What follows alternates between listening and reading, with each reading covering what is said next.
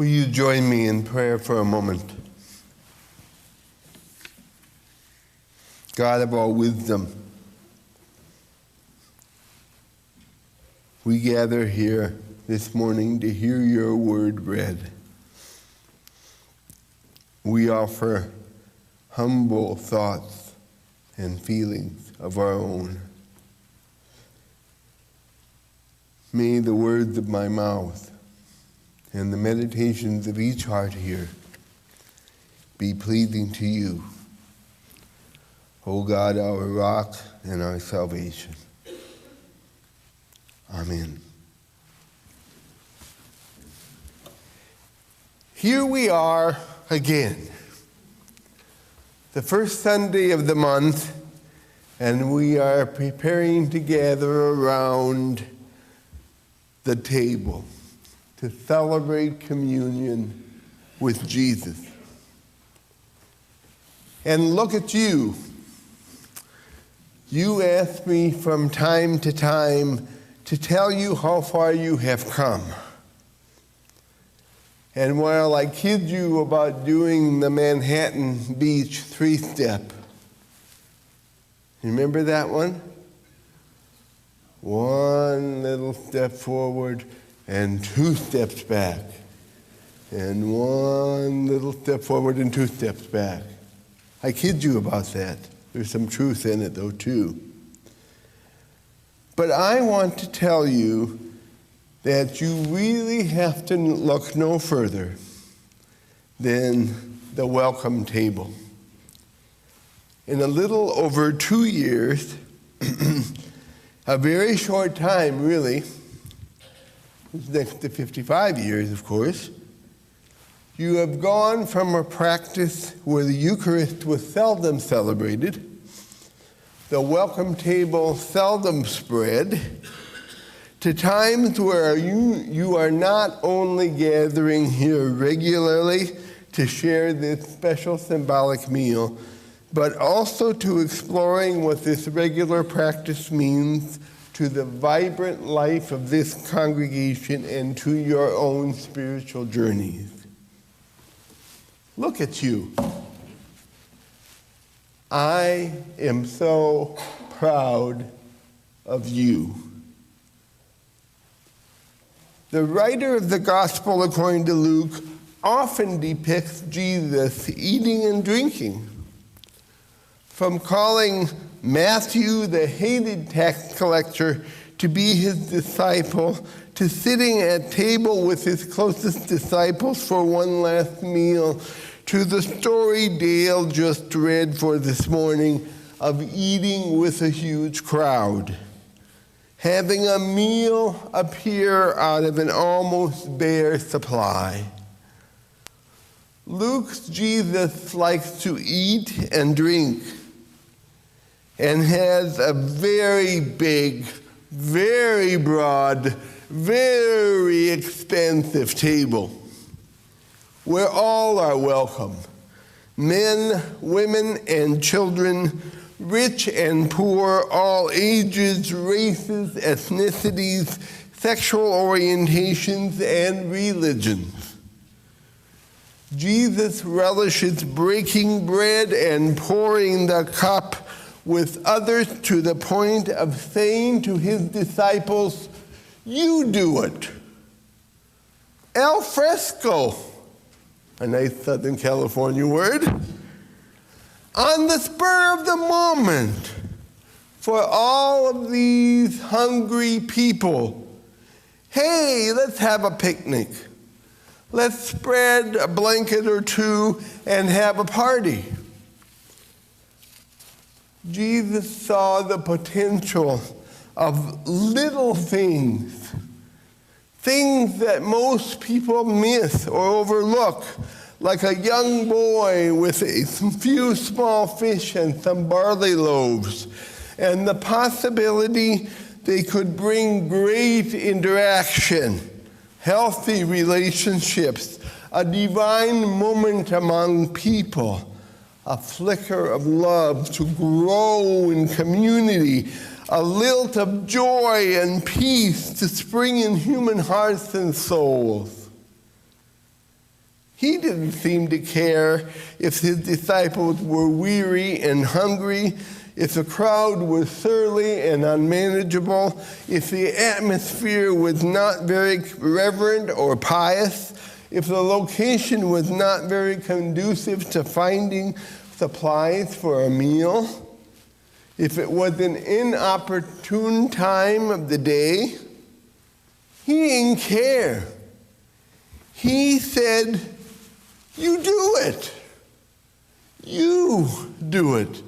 And you do it. And you do it." Now, over the years and across the centuries, many good friends of Jesus have built a whole thick complex of mighty balustrades and flying buttresses around him and his practices and his teachings. These friends have scrubbed and scoured and cleaned up and glorified his practices and sometimes his teachings, so that many times the basic kernels, the little things, have been sanitized out of the stories for future generations. Those who seek Jesus have to wade through reverence and piety and solemnity and anthems and gold and silver and brocade and marble and incense and velvet and doctrine and dogma to get close to him.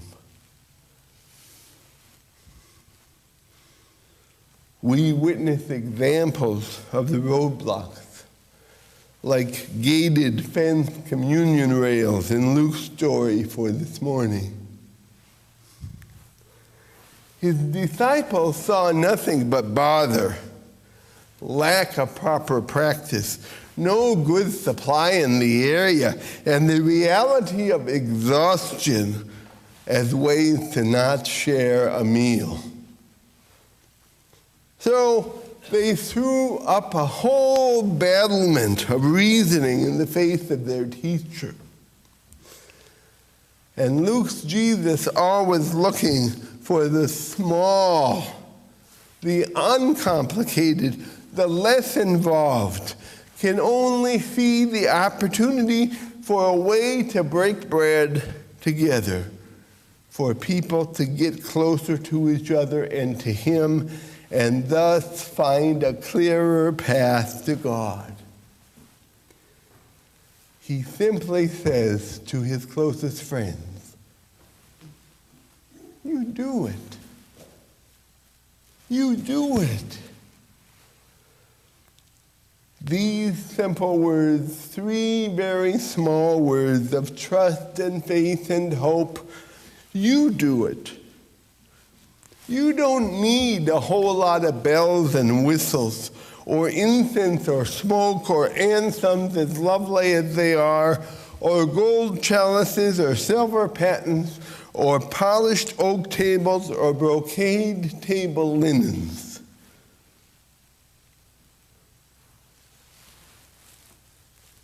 You need the small gift of creativity, faith, and willingness to provide. You need flexibility in plan and execution. You do it.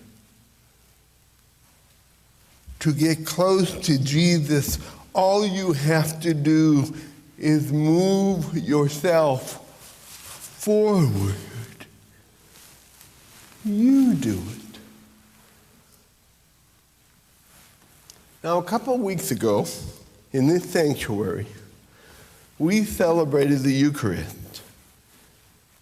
We recalled the life, death, and friendship of Jesus around the welcome table. The table where all are welcome, where the gifts laid out are extravagant, generous, costly, and free. The ritual, shall we say, was less ritualistic than what we had become accustomed to in our regular practice of the celebration of the sacrament. But the joy, the sense of hospitality and community was very vibrant and bright for any who could access it. Did you notice the joy that Sunday? Wake up. There was joy. There was joy up and down the aisles. There was joy around the table. There was joy as people greeted each other. There was joy.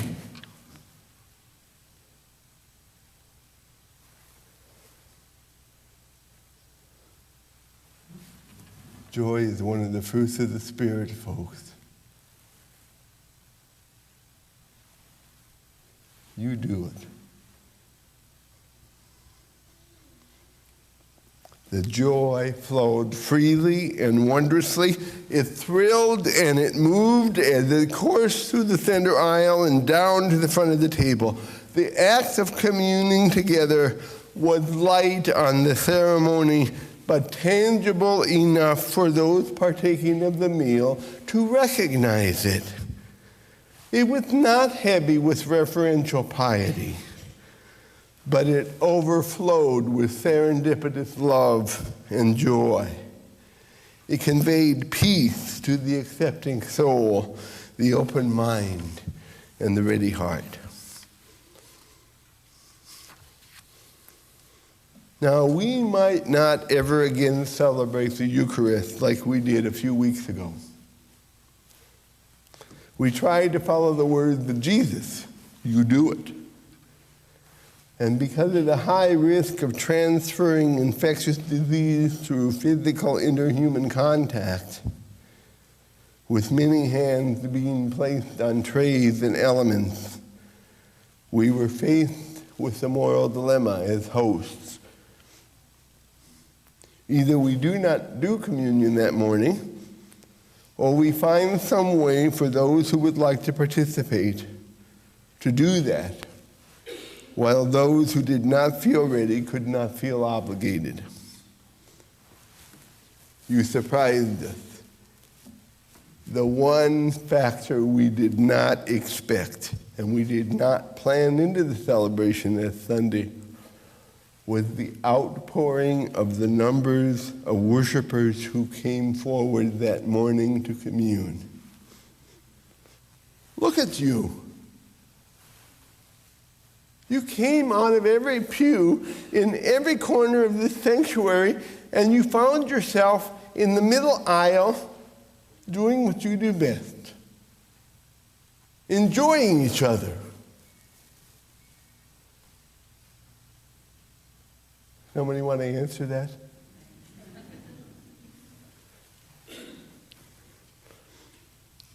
Folks came from every corner. After the explanation and invitation, you do it, folks came. No one and nothing could keep you away. The flowing of community, a key hallmark of this congregation, was palpable as we placed the memory of Jesus at our very center once again. It was an amazing, humbling act in which to participate. The resurrection happened again in the midst of this congregation. For a few brief moments, the one who says, you do it, was alive and with us. Now, in a few short moments, we will be invited to come forward once again to commune with our living Lord and each other around the welcome table. Jesus, the great host, invites you to come forward this morning and share in this memorable meal. He says to you, you do it. and all else will overflow.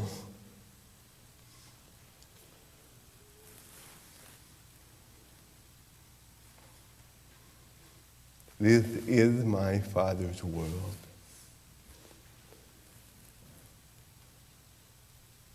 And I say to myself, what a wonderful world. It is a great day to be alive. Thanks be to God. Amen.